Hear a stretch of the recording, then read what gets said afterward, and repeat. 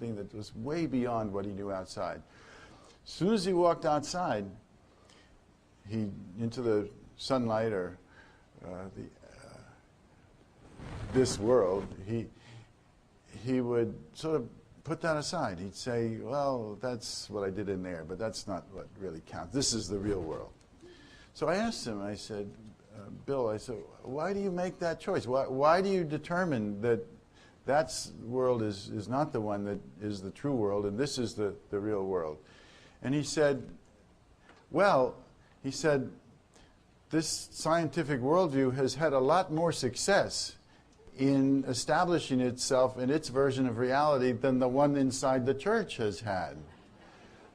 Now think about that. That's you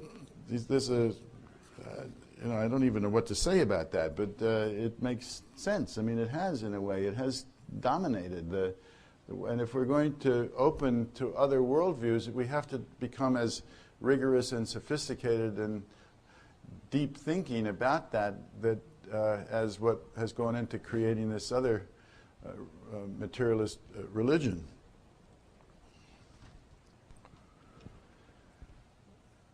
We need to develop an understanding of what gets called subtle energy phenomena. I don't think energy is the right word here, but because it's borrows, in a sense, it's borrowed from physical language. But, you know, it's like when people are in a room together and somebody says, oh, there's wonderful energy in the room here, you know.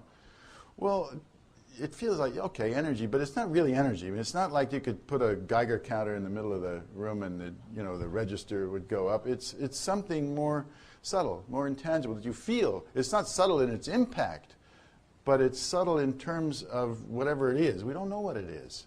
It's something unknown in a way.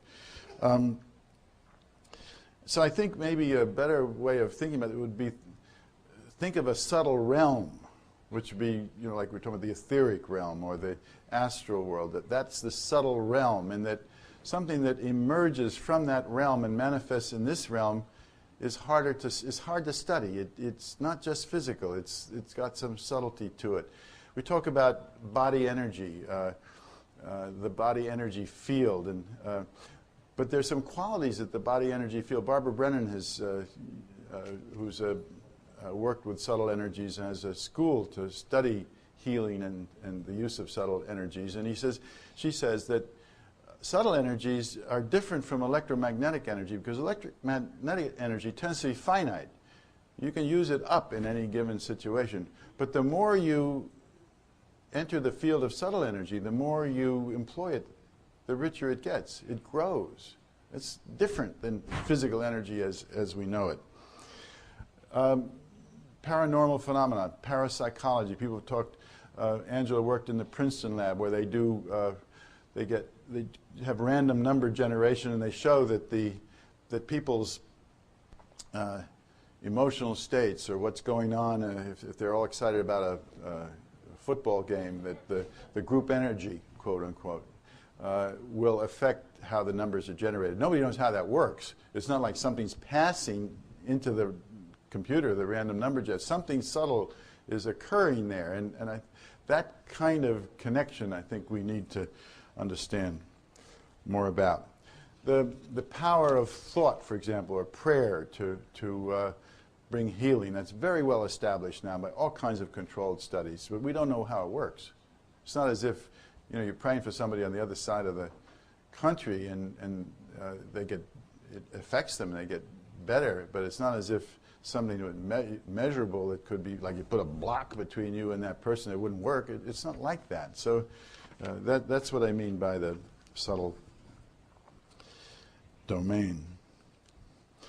I expand our epistemology, placing more emphasis upon intuitive, holistic, and traditional ways of knowing. I don't like to defend myself because I think sometimes you lend energy to a criticism or an attack if you don't feel it's truthful. But I have been criticized a lot or attacked. It's been on the internet that I somehow am opposed to Western science, or I reject Western science. And this is absolutely not true. I mean, I think Western science has accomplished a great deal in knowing about the physical world and healthcare and weapons development and all kinds of things. And, but it's limited.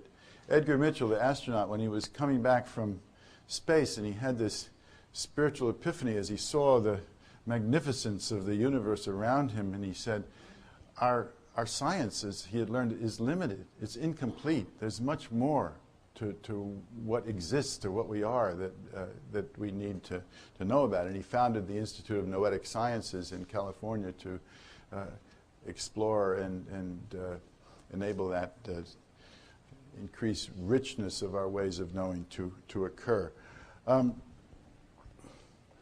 There are a number of writers now who are working or being very critical of these limitations of Western science. And a lot of it has to do with its environmental consequence. In other words, if the universe, the world as we know it, is limited to the physical world, then that gives permission, in a sense, to rape the earth or do the things that we have been doing over the last several decades through misapplying the technologies of science. So that expanded knowledge that we need is something that does involve a use of knowledge through the heart, the use of intuition, the opening up to the holistic knowing that traditional peoples have understood from thousands of years, which we need to return to, not rejecting Western science, but deepening our understanding of reality and the ways of knowing.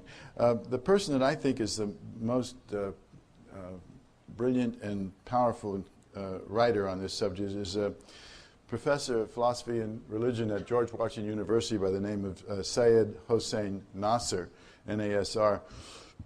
And I think it's kind of ironic that he's a Muslim, and he's tremendously knowledgeable, a great scholar. And just read you a couple of things that he wrote along these lines, because he can say it better than I know how to say it. He says, for instance, not only is the invisible, an infinite ocean compared to which the visible is like a speck of dust, but it permeates the visible itself. In other words, often the argument is that this reality, the physical reality, is contained within this large reality, is a subcase, but that the larger realms of existence are vastly greater, and that we focused on simply this one domain.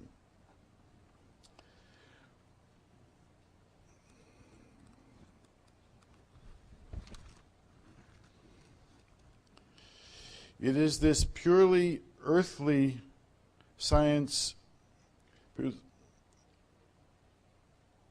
earthly man defined by rationalism and humanism, who developed 17th century science based on the domination and conquest of nature, who sees nature as his enemy, and who continues to rape and destroy the natural environment, always in the name of the rights of man, which are seen by him to be absolute.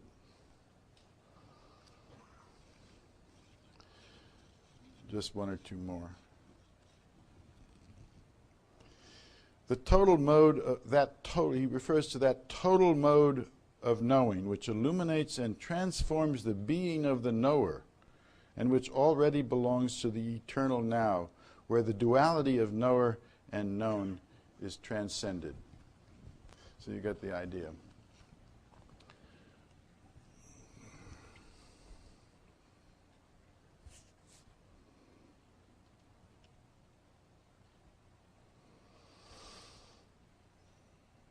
Again, I've already spoken about the participatory nature of knowing when it comes to human experience. I don't want to spend more time on that.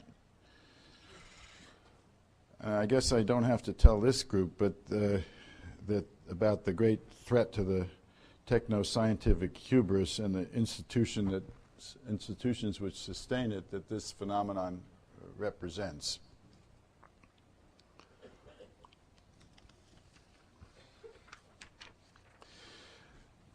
Again, it gets into the multidisciplinary area.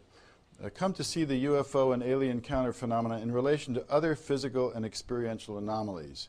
In other words, there are other, but again,